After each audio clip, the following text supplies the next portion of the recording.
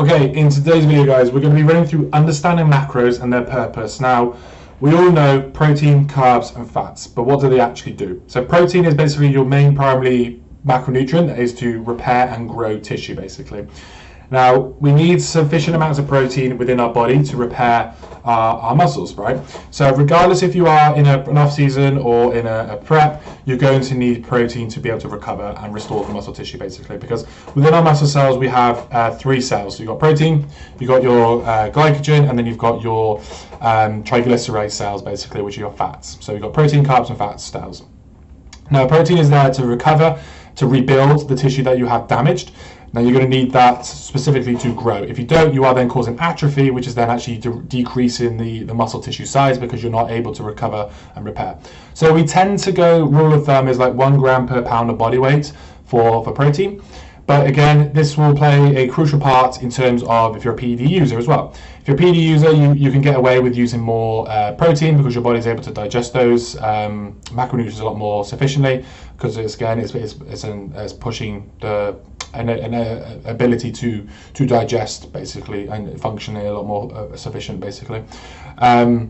As well as carbohydrates. So actually, let's go back to the protein. Let me get that first. So protein, when we're in an off-season setting, we go for like 1 gram per pound, normally a thing. If you're enhanced, you can use a little bit more, but that's more on the male side. If you're female, I would tend to go for around about 1 to 1.2 grams per pound of body weight all year round, whether that's cutting or prepping, just for general recovery basis and stuff like that. The majority for you females will come in forms of your fats, because that's a really healthy macronutrient for cycle flow, keeping things healthy with your hormone statuses as well. Tends to be when you start dieting as well and you get really, really low in terms of fat levels, you tend to lose your cycle, and that's okay when you're doing a competition prep, because it will restore when you go back into reverse, and those fats are then increased, and then your cycle will come back in place. So it's not to be feared that you'll lose it fully, because it will come back. So if we move on to then carbohydrates, what are their main sources? So we covered this in the last video, or another video, it depends on when I posted this. Carbs are basically there to fuel, train, energy reasons. So again, carbohydrates, when you consume carbohydrates, they are transferred into glucose, which is your primarily source of energy. What you do not use as energy will then be converted into glycogen, which is then also stored into the muscles, basically. So if you are, when you're getting down into if you're in a prep setting for a bodybuilding show, right, and you start to feel that you're not getting a pump, it's because you're flat. And that's because you've got no glycogen in the body. You're burning more energy than you are able to consume, so therefore you are going to flatten off.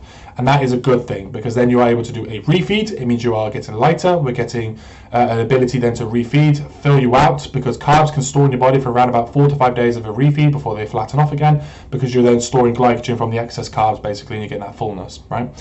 Now, you've probably done it before. If you've done a refeed and you've been really low calories and you've done a refeed, and all of a sudden you feel really bloated and really lethargic, it's because you're eating so much. When you're eating food, you are actually utilizing energy to break down that food as well. So you can feel very full, very quick, and obviously very tired at the same time, because you're eating so much volume, chewing, and then all of a sudden you're like, fucking hell, I'm fucked, and you have to go nap. So yeah, that's the main source. When you're in an off season, the reason why we push it so high is because of, rather than pushing like fats or protein, the reason why we do carbs, again, is more muscle that you build, the more glycogen you need and glucose you need for energy, because your muscles are going to use a lot of energy. Especially if you have a lot of muscle tissue, you're going to break down a lot more energy than the average person, so therefore you're going to need more food, more carbs, basically.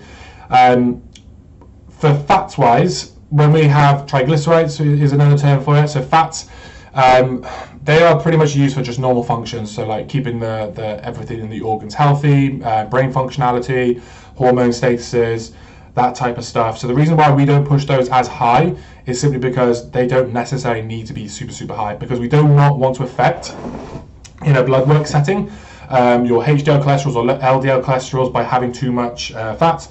And typically when we put fats up super high, that gives more freedom for you, and I would do it myself, is eating the wrong types of food sources, because then you go, if I've got 120 grams of fats, I can go and have a McDonald's and I've still got fucking loads of fats left to eat for the rest of the day. And that's not what it is about. Yes, of course, we'll have free, cheat meals and stuff like that. That's the time and place for it. But if you're having a McDonald's every single day, then obviously you're having the processed foods. You're now getting, the monosaturated fats, cholesterol status will just go sky high.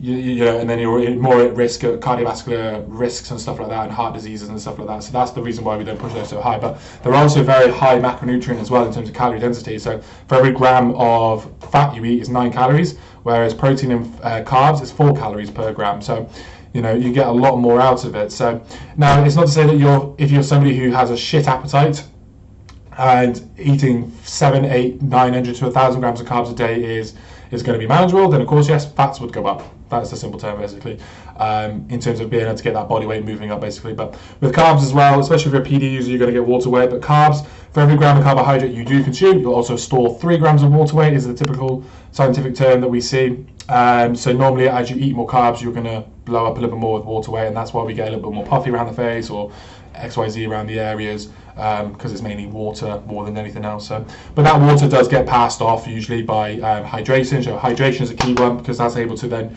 move around nutrient transportation around the body more effectively, absorb those nutrients that you're consuming in the macros, and then by having that, then you're having a lot of water, and you're able to then flush, you know, through toxins and stuff like that, through urine and also stool movements. So then the water will tend to fall off a little bit as well. But that water is also good, because you will have water that's held within the muscle, because as we are, we're like 70-80% made of water.